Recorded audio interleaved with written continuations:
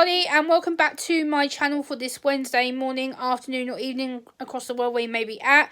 And today I've got a Times article for you as an autistic adult, autistic woman, a disability advocate, a disability campaigner. I've got an article for you about a UK newsreader called Nina Hossain, who's just come out as autistic in the press at age 50. And for those of you in the US and Canada, unfortunately this article is not available in your country, so I have took screenshots of it which will be included in this video so you guys don't miss out either. And I will also link it for the UK people who watch me as well. So I'm going to read the article from my laptop. And the headline reads, Nina Hossain, my autism diagnosis at 50 explains so much. When the ITN newsreader took her 16-year-old daughter to be tested for autism last year, she made a surprising discovery about herself. She tells Claire Cohan how her diagnosis has helped change her life and her career. So I scan down. It says, last year when Nina Hossain's 16-year-old daughter was being tested for autism spectrum disorder, Hossain had a sense of recognition. Sitting there answering questions about her, my husband and I just kept looking at each other, she says. As soon as we had a break, we both said at the same time that all those things seemed to apply to me as well. Her daughter was ultimately diagnosed with autism, and in October, after tests at the Lawn and Wing Centre in Bromley, Kent, the 50-year-old ITV lunchtime news anchor finally was revealed and received the same diagnosis. ASD is a neurological and developmental condition that can affect how people communicate, interact with others, and cause under or oversensitivity. The doctor explained that she may reach a conclusion by the end of the day, or she might need to speak to others. Hossain says, but within an hour, I got the sense that she was looking at me with them Chandler-Bing eyes going, could you be any more autistic? It felt like a relief and explained so much to me.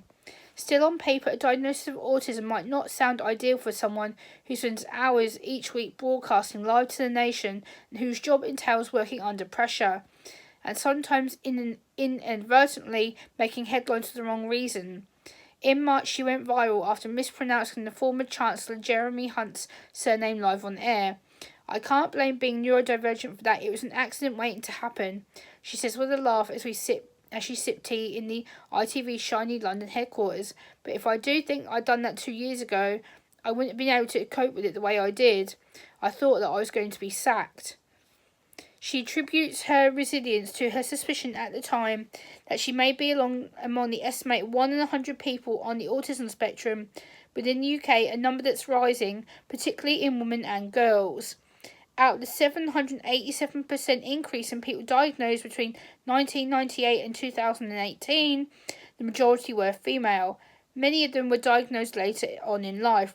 Experts put this down to women being more likely to mask the signs by mimicking the behaviour of others.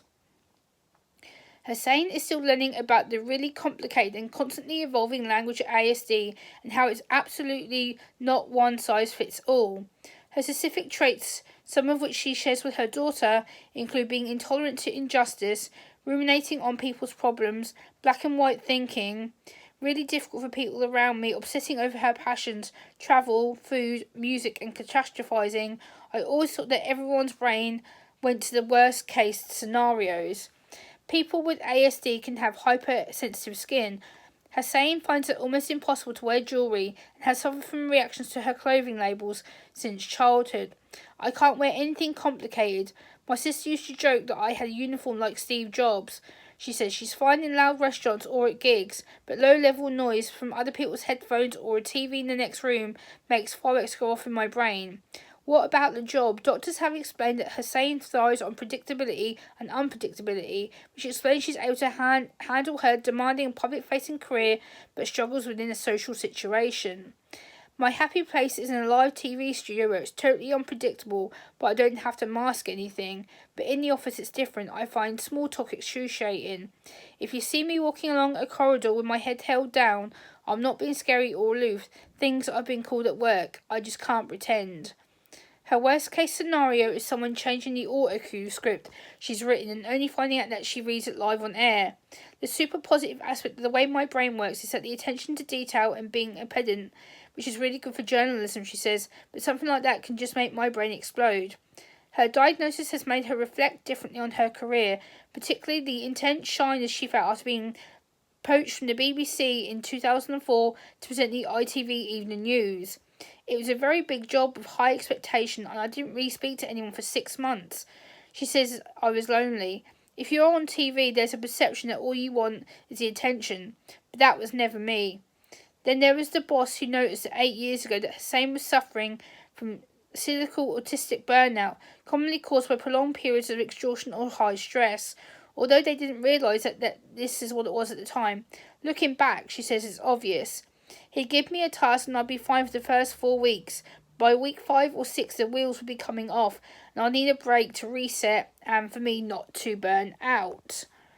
The past few years before her diagnosis was difficult. As a news anchor, Hossain lived and breathed the COVID era with little option to switch off. I started to completely shut down, she says. Autism 2021 was the worst, as I was having fleeting but terrifying suicidal thoughts.